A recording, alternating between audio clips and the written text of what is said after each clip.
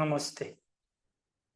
ओम सहनावतु सहनौ भुनक्तु सह वीर्यं करवावहै तेजस्विनावधीतमस्तु मा विद्विषावहै। ओम शांति शांति शांति। हरि ओम श्री गुरुभ्यो नमः। हरि ओम। ओम पार्थाय प्रतिबोधितां भगवता नारायणेन स्वयं व्यासेन ग्रथिता पुराण मुनिना मध्ये महाभारतम् अद्वैतामृतवर्षिणी भगवतीमष्टादशाध्यायिनी अम्ब त्वामनुसन्दधामि भगवद्गीते भवद्वेषिणी। नमोऽस्तु ते व्यास विशाल बुद्धे फुल्लारविन्दायतपत्र नेत्र येन त्वया भारत तैलपूर्णः प्रज्वालितो ज्ञानमयः प्रदीप प्रपन्न पारिजाताय तोत्रवेत्रैकपाणये ज्ञानमुद्राय कृष्णाय गीतामृतदुहे नमः। सर्वोपनिषदो गावो दोग्धा गोपालनन्दनः पार्थो वत्सः सुधीर्भोक्ता दुग्धं गीतामृतं महत्। वसुदेवसुतं देवं कंसचाणूरमर्दनं देवकी परमानन्दं कृष्णं वन्दे जगद्गुरुं। भीष्मद्रोणतटा जयद्रथजला गान्धारिनीलोत्पला शल्यग्राहवती कृपेण वहनी कर्णेन वेलाकुला अश्वत्थामविकर्णघोरमकरा दुर्योधनावर्तिनी सोत्तीर्णा खलु पाण्डवैरणनदी कैवर्तकः केशवाः पाराशर्यवचः सरोजममलं गीतार्थगन्धोत्कटं नानाख्यानककेसरं हरिकथा सम्बोधनाबोधितं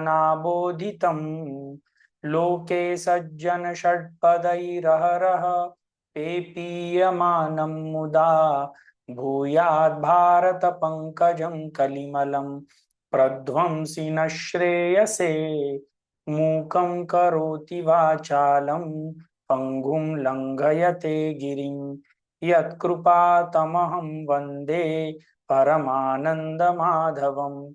यं ब्रह्मा वरुणेन्द्र रुद्रमरुत स्तुन्वन्ति दिव्यैस्तवैः वेदैः साङ्गपदक्रमोपनिषदैः गायन्ति यं सामगाः ध्यानावस्थिततद्गतेन मनसा पश्यन्ति यं योगिनो यस्यान्तं न विदुःसुरासुरगणा देवाय तस्मै नमः।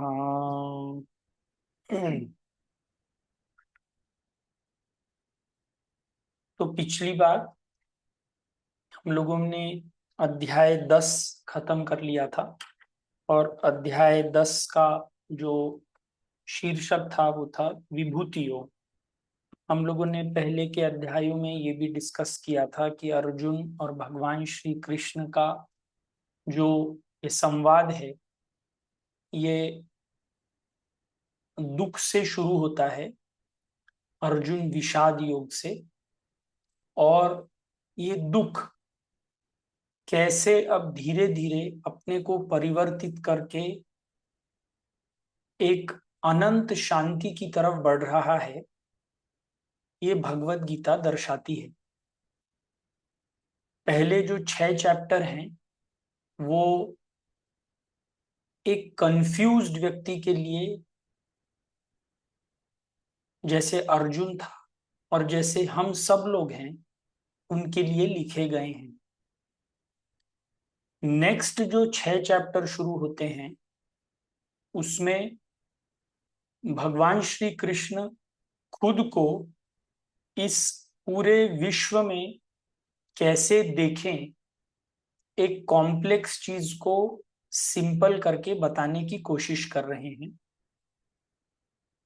और इसी श्रृंखला में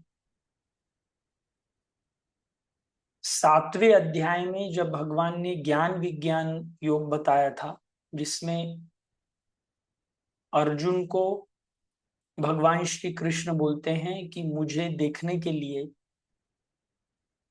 कैसे तुम अलग अलग जिंदगी की परिस्थितियों में, जिंदगी की चीजों में तुम मुझे महसूस कर सकते हो, ये ज्ञान विज्ञान योग से शुरू हुआ था।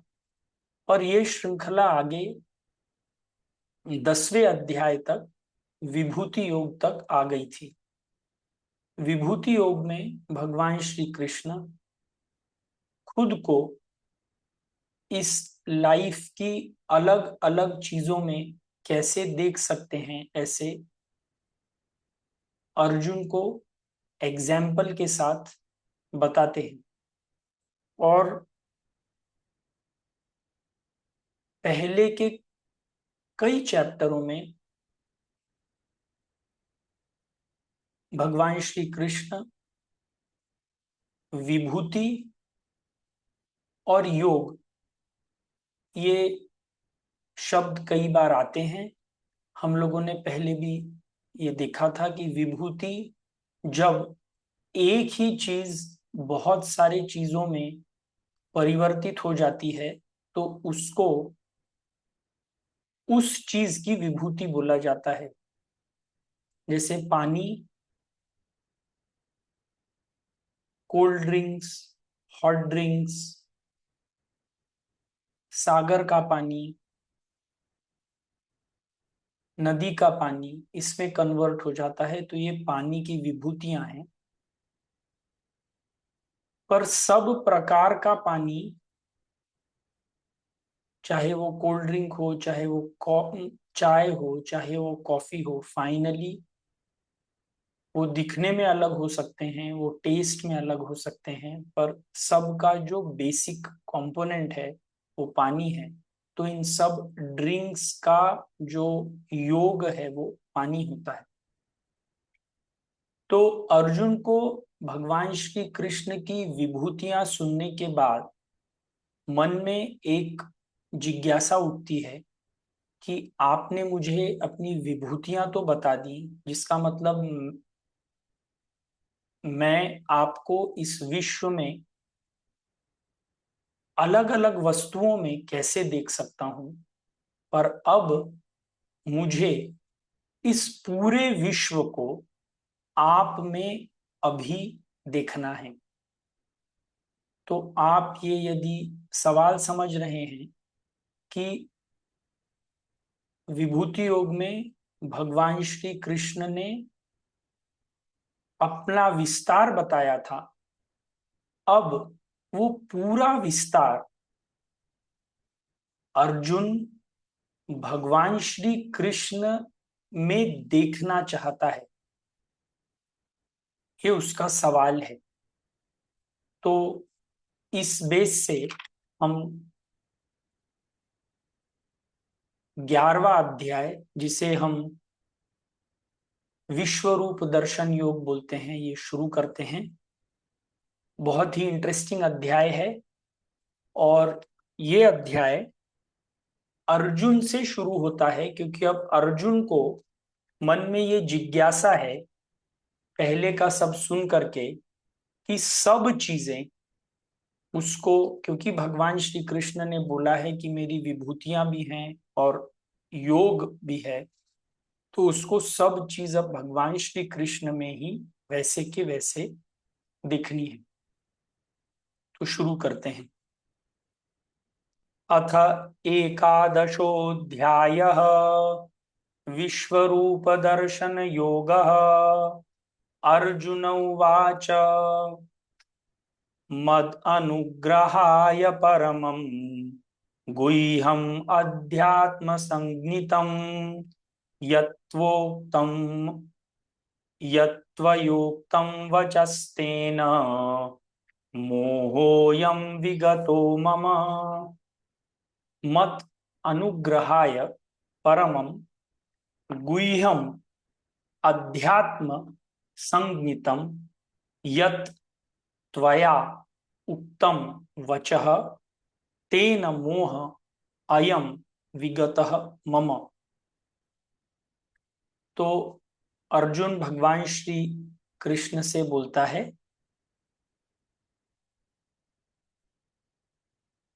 आपकी कृपा से, आपके अनुग्रह से आपने मुझे आपकी जो भी विभूतियां बताई वो मुझे समझ में आ चुकी हैं,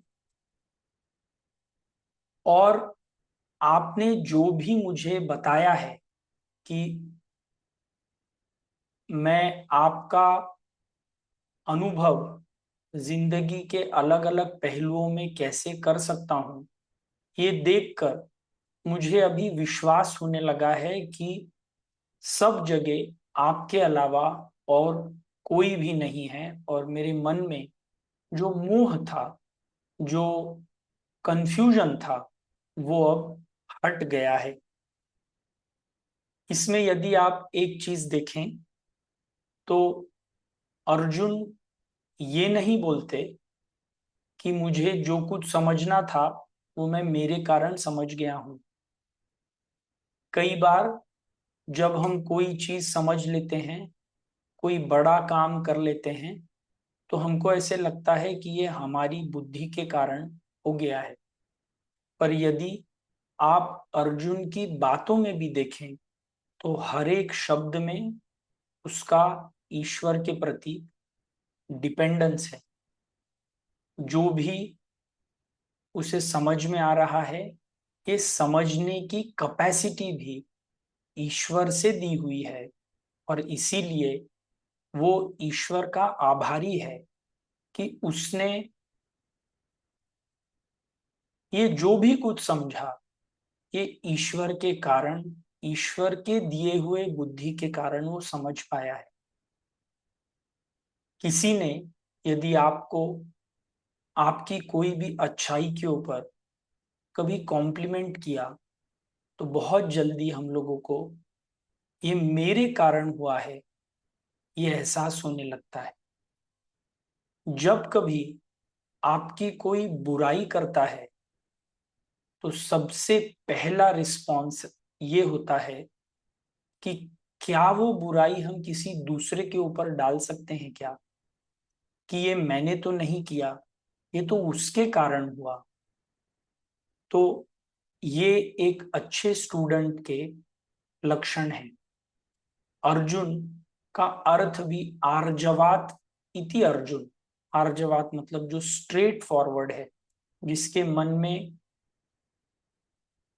जो चीज है वही वाणी में है। ज्यादातर हम लोग मन में कुछ और, वाणी में कुछ और करनी में कुछ और अर्जुन के मन में, वाणी में और करने में सामंजस्य है। जो मन में है वही वाणी में है और वही करनी में। इसीलिए भगवान श्री कृष्ण ने अर्जुन को गीता बताई। गीता सुनने के लिए, गीता समझने के लिए हमारे मन, बुद्धि और करनी में सामंजस्य होना जरूरी है। तो पहले श्लोक के बाद अब अर्जुन आगे भगवान श्री कृष्ण से क्या बोलते हैं वो देखते हैं। भवाप्ययो हि भूतानां श्रुतौ विस्तरशो मया त्वत्तः कमलपत्राक्ष माहात्म्यम् अपि चाव्ययम्।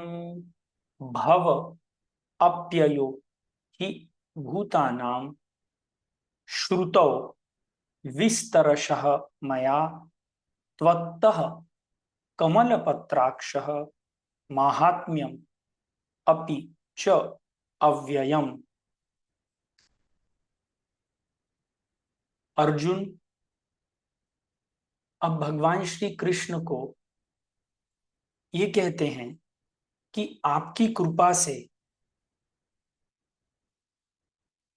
मुझे ये समझ में आया है कि आपका कैसा विस्तार इस पूरे जीवन में, इस पूरे एग्जिस्टेंस में हुआ है। और ये सब चीजें आपने खुद से भी कही हैं।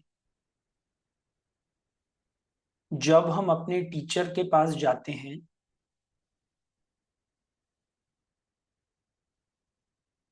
और हम जो भी टीचर ने हमको सिखाया है उसको अप्रिशिएट करते हैं, तो ये टीचर को कॉम्प्लीमेंट नहीं होता, ये हमारे अंदर उस ज्ञान का रास्ता खुलने का एक उपाय होता है। कई बार हम लोगों ने आजकल के टीचर्स और स्टूडेंट्स की रिलेशनशिप देखी होगी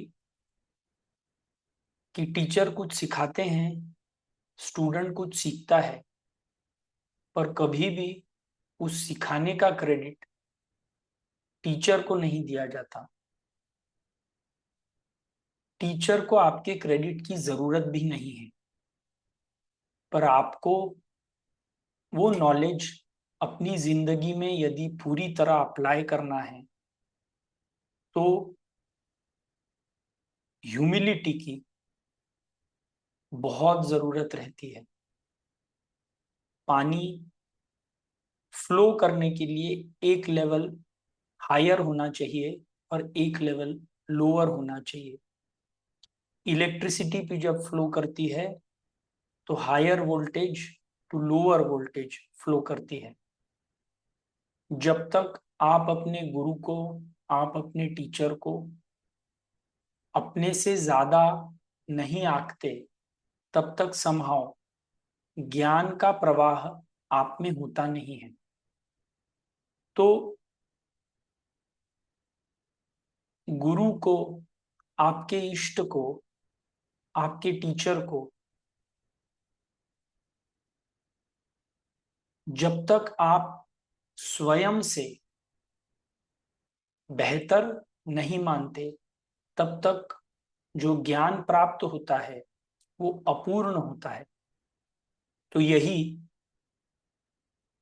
इस स्टेटमेंट में भगवान श्री कृष्ण को जब अर्जुन बोलते हैं कि आपकी कृपा से मुझे जो कुछ भी पता चला है कि आप इस पूरे लोक में कैसे विस्तारित हुए हैं और आपने भी अपना महात्म्य मुझे बताया है, तो अर्जुन ये जो फ्लो एस्टेब्लिश करना चाह रहे हैं from a higher level to a lower level. पहले श्लोक में भी उन्होंने बोला कि आपकी कृपा से मुझे ये सब पता चला। दूसरे श्लोक में भी उनकी प्रशंसा करते हुए कि आपने ही मुझे समझाया है, आपने ही मुझे बताया है कि आपका विस्तार कैसा हुआ है, और आपकी दी हुई बुद्धि से ही, आपकी कृपा से ही मैं समझ पाया हूं। तो एक ग्रेडियंट, एक लेवल एस्टेब्लिश हो रहा है जिसमें भगवान श्री कृष्ण इस अर्जुन के मन में एक हायर जगह लेते जा रहे हैं और अर्जुन उनसे छोटा होते जा रहा है। और ऐसी परिस्थिति में कोई भी टीचर अपने स्टूडेंट को और ज्यादा बताने के लिए और समझाने के लिए बहुत ही प्रेरित होगा। तो ऐसा ही कुछ आगे भी होता है।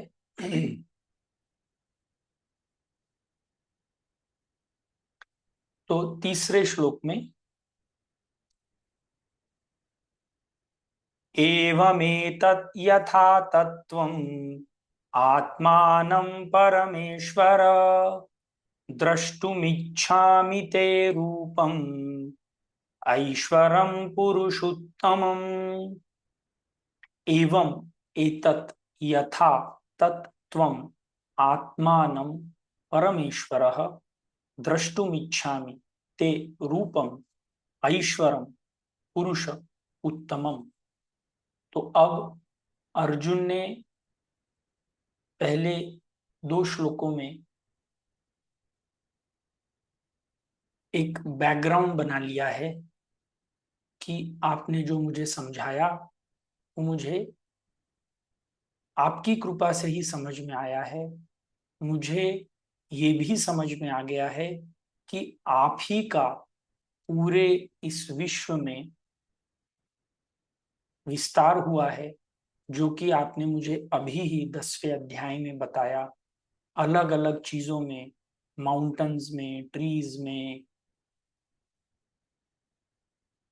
बुद्धि में, सेंसरी ऑर्गन्स में आपको कैसे देखा जा सकता है। पर अब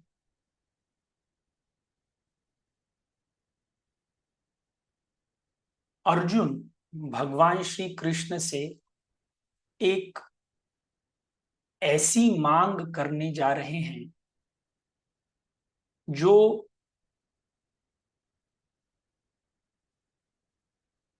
शायद पहले कभी किसी ने की नहीं होगी। तो अर्जुन भगवान से बोलते हैं कि आपने जो कुछ भी अपने विषय में बोला वो सब तो सत्य है ही। आपने अपनी विभूतियों के बारे में भी बोला, वो भी सब चीजें सत्य हैं, मुझे समझ भी आ गई हैं। और 10वें अध्याय के अंत में आपने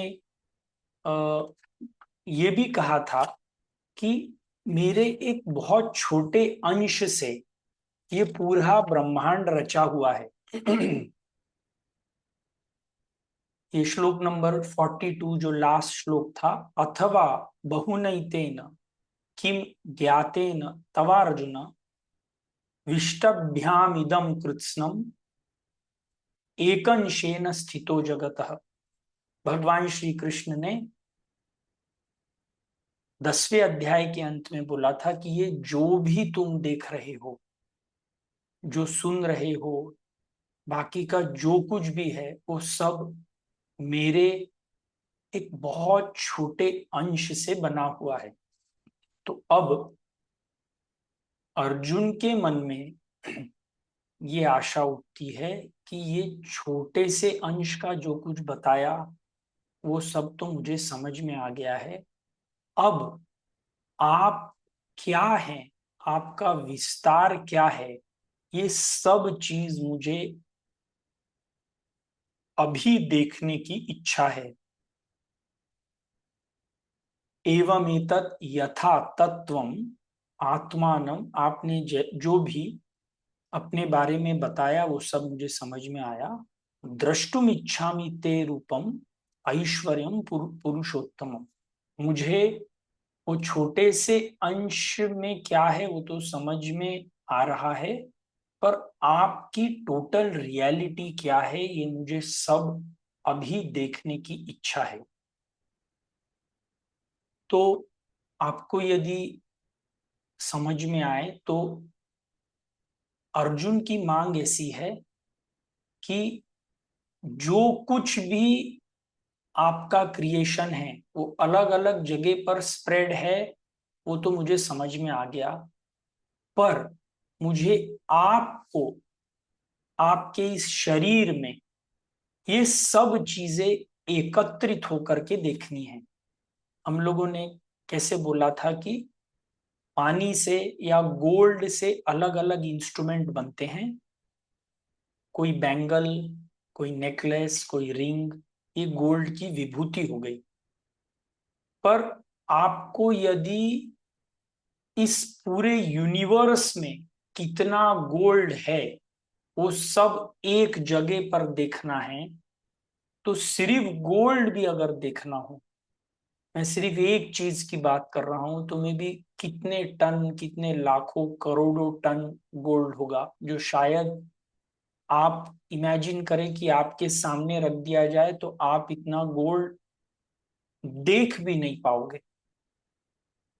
और अब अर्जुन की इच्छा है कि जो कुछ भी आपके थ्रू बना हुआ है, मुझे वो सब चीजें आप में अभी के अभी देखनी है।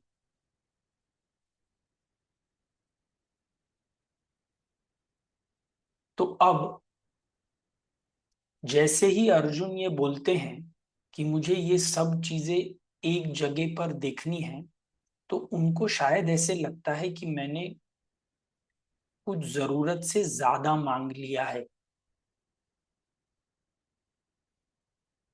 शायद जो मैं मांग रहा हूं वो मैं समझ नहीं पाऊंगा।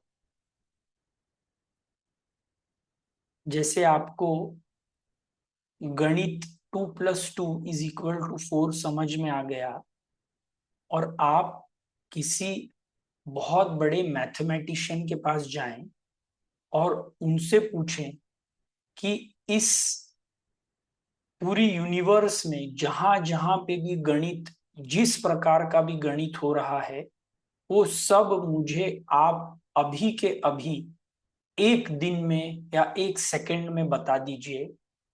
कुछ इस तरीके की अर्जुन की रिक्वेस्ट भगवान श्री कृष्ण से है। बट अर्जुन,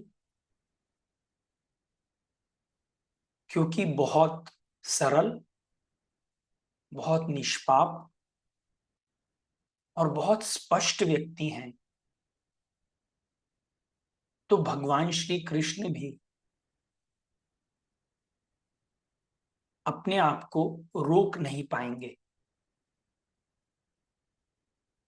जो अर्जुन ने मांगा है वो भगवान श्री कृष्ण जरूर उसको देंगे। अर्जुन का कृष्ण के प्रति प्रेम इतना ज्यादा है कि भगवान श्री कृष्ण उसे जो उसके लिए बेहतर है वो देना चाहते हैं। किसी गुरु का प्रेम अपने शिष्य की तरफ भी ऐसा ही होता है। पर कई बार हम गुरु को समझ नहीं पाते। ईश्वर को समझना तो असंभव है। गुरु ईश्वर का ही रूप है। जब तक गुरु से प्रेम नहीं होता, तब तक उनको आपको क्या समझाना है।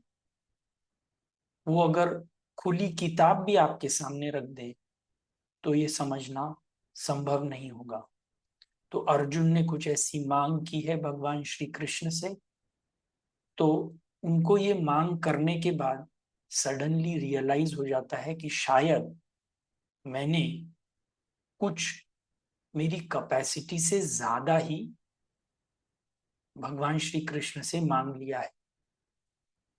तो अगले ही श्लोक में अर्जुन कहते हैं, मन्यसे यदि तच्छक्यं मया दृष्टुमिति प्रभो योगेश्वर ततो मे त्वं दर्शयात्मानमव्ययम्।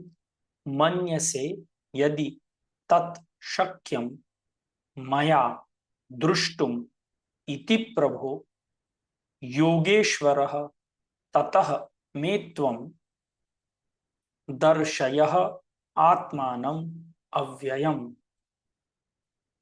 अर्जुन ने ये डिमांड की, और अब उसको लगता है कि शायद ये डिमांड कुछ बहुत ज्यादा कर दी है। तो वो बोलते हैं, मन्य से यदि तत्शक्यम, यदि आपको ऐसे लगता है कि मैं जो भी आप दिखाने वाले हैं ये समझ जाऊंगा, तो आप मुझे ये दिखाने की कृपा करें। योगेश्वरः ततो मे त्वं दर्शय आत्मानम अव्ययम। पहले श्लोक में भगवान श्री कृष्ण को मतलब चौथे श्लोक के लास्ट वर्ड में वो बोलते हैं, मन्यसे यदि तत् शक्यम मया दृष्टुम इति प्रभो। पहले इसमें उनको प्रभु बोलते हैं और दूसरे इसमें योगेश्वर बोलते हैं। तो योगेश्वर का मतलब योगियों का ईश्वर नहीं है। योगेश्वर का मतलब योग का ईश्वर। तो पहले लाइन में भगवान श्री कृष्ण से जब अर्जुन को लगता है कि जरूरत से ज्यादा कुछ मांग लिया है, तो बोलते हैं कि यदि आप चाहें तो मुझे ये बताएं। और दूसरे लाइन में वो उनको योगेश्वर बोलते हैं। मतलब वो ये भी बोलते हैं कि आप तो योगेश्वर हैं, you have got all the capacities. तो अगर मेरी कैपेसिटीज लिमिटेड भी हैं इस बात को समझने के लिए, पर आपकी कैपेसिटीज तो अनलिमिटेड हैं। तो indirectly he says that I know that you can do, you have got all the capability to change my mind to a level जहां पे मैं आपकी बात समझ पाऊं। तो एक साइड में भगवान श्री कृष्ण से अर्जुन बोलते हैं कि आप तो सर्वज्ञाता हैं, दूसरे साइड में बोलते हैं आप तो योगेश्वर हैं। तो इनडायरेक्टली वो ये बोल रहे हैं कि ऐसा कुछ भी नहीं है जो आप कर नहीं सकते। अगर आपको लगता है कि मैं ये चीज समझ भी नहीं सकता, तो भी you have the capacity to raise me to that level. तो इसके बाद भगवान Shri Krishna as the most wonderful teacher अपना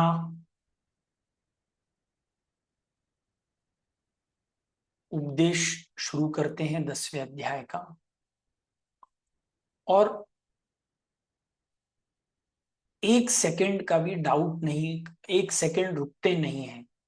अर्जुन को, अर्जुन की इतनी जेन्युइन रिक्वेस्ट है कि मुझे आप में सब चीजें देखनी है। तो वो बोलते हैं बिल्कुल, तुम जो मांगो मैं वो करने के लिए तैयार हूं। भगवान श्री कृष्ण क्या बोलते हैं ये हम अगले टाइम से देखेंगे। Very interesting. और कैसे प्रेम से ही आप ईश्वर को अपना बना सकते हैं।